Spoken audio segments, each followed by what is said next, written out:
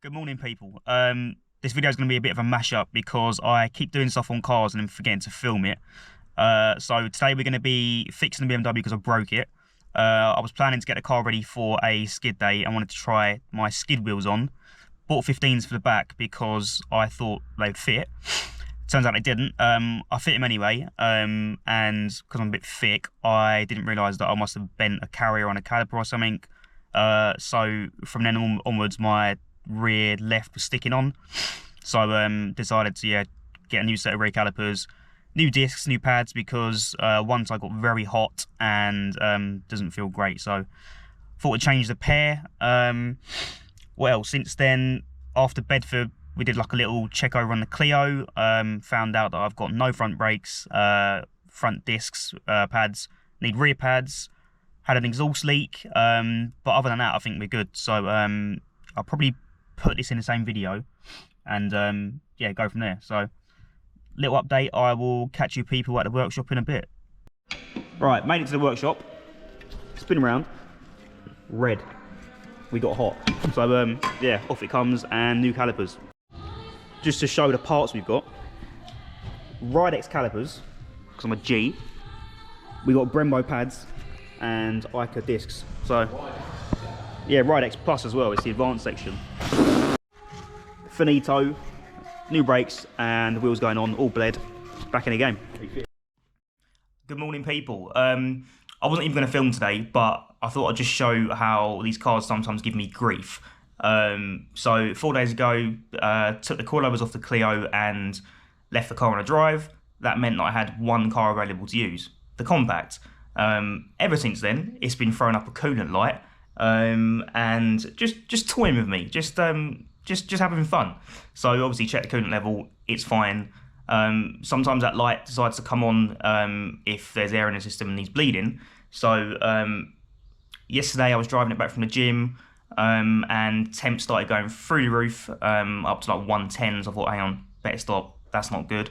And I've not driven it since, but it's just a timing thing. Like the day before I need to use the car, it starts doing that. And also when it was doing that, don't know why or if it's a coincidence, probably not even linked, but the fuel gauge started adding fuel rather than taking away fuel. Bear in mind, this was level ground, one level ground somewhere else, and it had more fuel. So don't know why the car is playing games with me, but yeah, I'm gonna give it a quick bleed now and hopefully all good.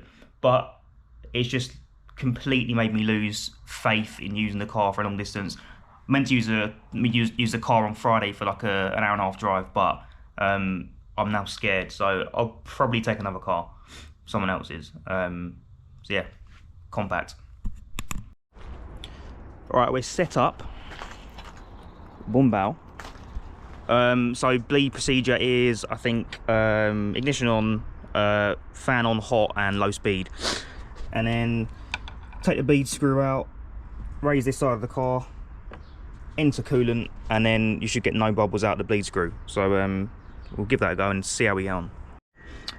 Maybe it was me being dumb, I don't know, but I've just put about half a litre of coolant in and I've still got nothing coming out of the bleed screw, which means it might have been low on coolant, but the little dongy thing was poking out and I can see water or coolant, so I have no idea. I'm just going to drive it. I've got ways to cool it down if it does get too hot, so yeah, worst case I'll just whack the fan on and just pray. So I'll do that instead. Lovely job, Spence. Panic over, obviously topped up now and it is behaving. Maybe it was me being a fanny, I don't really know, but yeah, skids.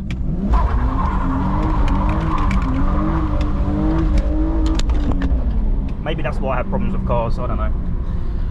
We love it though. Right, this is probably coming in the same video as the Clio and Compact stuff, and I don't know where this confidence has come from, but car number 3 is my Mazda RX7. I had the car since 2021 at some point. It was working pretty well. It was single turbo, made about 420 fly, yeah, street port, and it worked. But when was it? 2024 at some point. Car was running extremely rough, and it was poorly. I thought it was just foul plugs, so I decided to limiter bash it. and some corner seal went through the turbo, and yeah, did some damage to one of the rotor housings, and I am in the mess I'm in today. So rebuild is very much underway. We've gone for half bridge. It's on a Garrett G35 900. Yeah, balanced, clearanced. Yeah, it should be pretty spicy when it's done. So I don't know where this confidence has come from, because I'm scared of filming it anywhere else apart from my house or Ash's workshop. But yeah, this is it. Hopefully we've got some Haltech stuff to do today, some wiring, and in theory should be able to start it. So yeah, I will see how we get on. Oh, and I forgot to say the reason why it blew up. It was fine in the summer. That's when I had it tuned, and absolutely fine in the summer. The second we got some colder weather, I started getting some boost spikes, and it just had trouble controlling boost. And fueling was fine, I thought, at that point, but yeah, the spikes weren't healthy. It was weird though, because I'd throttle it for a bit, literally on the throttle for like half a second, and it would spike to 1.4 bar out of nowhere. So I don't know whether it actually was holding that boost or just spiking for whatever reason, I don't know, but either way, it wasn't happy doing that. I was advised to turn the boost down, so I turned the duty down and obviously, yeah, lowered the boost. But the problem kept coming back as weather got colder and colder. Thought it was a boost solenoid, changed that. But yeah, I feel like whatever damage happened when it spiked was already done at that point. So when I did my limiter bash, I think it was maybe just like the final sort of nail in the coffin, which is why it blew up. So it was on a Pexi Power FC, and there's like zero login, sort of, or there's login but there's no safety features. So really don't know what caused it. I've got a good idea, but that happened. So this time we've got a Haltech 1500, safety features, protection there. So with luck we'll know what's going on a bit more. So yeah, but new engine now, so hopefully we'll be all good. Right, good morning. Sorry about the mess. I'm actually doing an RX7 video today, which is fantastic. I forgot to film it, but yeah, the car is now back at mine after a very long time, which I'm happy about. And yeah, the car is pretty much ready to go now. It just needs like a little bit of wiring inside, a couple bits fitting, and we can go for first start and a little bass tune. That should be happening at some point from next Thursday next week, because it's going somewhere else. But yeah, before then, I've got to do some grounds, because it's got like none apart from the factory ones. And I had some rust problems, which I didn't film. My sunroof, which is all nice and pink, I'll put some pictures up, because it was really, really bad from what I thought in the pictures, but turns out it wasn't actually that finished. So yeah, I've just ground the rust back. The drain pipe's a little bit mash up, but I can get a tube over it, should be alright. And then put some crust on it, and yeah, it looks alright. So as long as it just holds water, you can't see it, it's going to be behind the headliner anyway. So yeah, that's what I've been doing today. Yeah, I'll finish off this, get it in the car, do a little water test, and hopefully we're good. And then from then I'll just do a ground kit, and yeah, we should be ready for next week when it goes away. Good stuff. Just a note to future self, do not ever try and fit a sunroof by yourself in the rain, because why would you do it? It is the most stressful thing that I've ever done on this car. I mean, it's in now and I've got to adjust it, but other than that, yeah, stress levels are through the roof. Cortisol is just off the charts right now.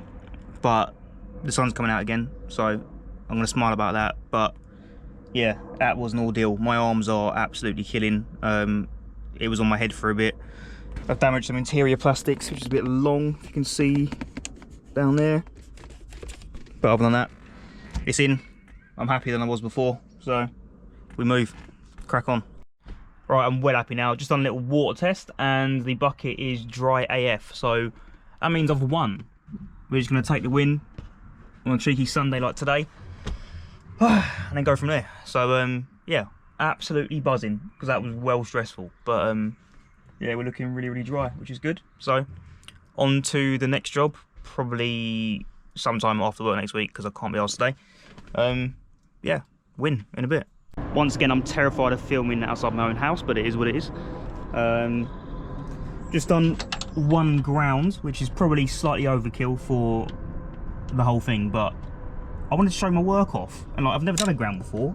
I need that, and yeah, it's turned out right. So this is said engine.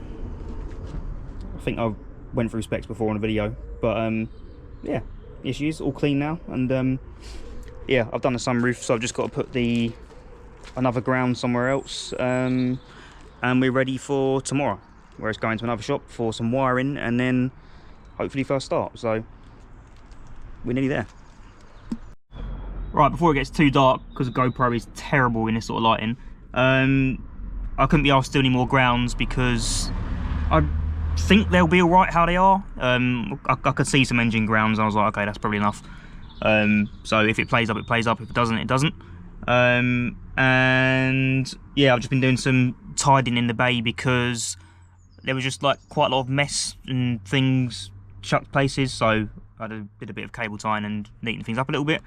And then I've just done some labelling in the car. How nice I am as a customer. I've labelled stuff.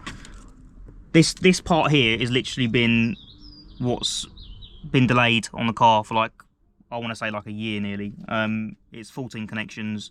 Not something I could do myself. I'll do bigger stuff, but this sort of stuff I've never done before, so I'd rather not get involved. But yeah, it's 14 connections, and it's going to another shop tomorrow to hopefully get done. So once that's in and wired in, it's pretty much start. So yeah, very, very nearly there. So yeah, good stuff.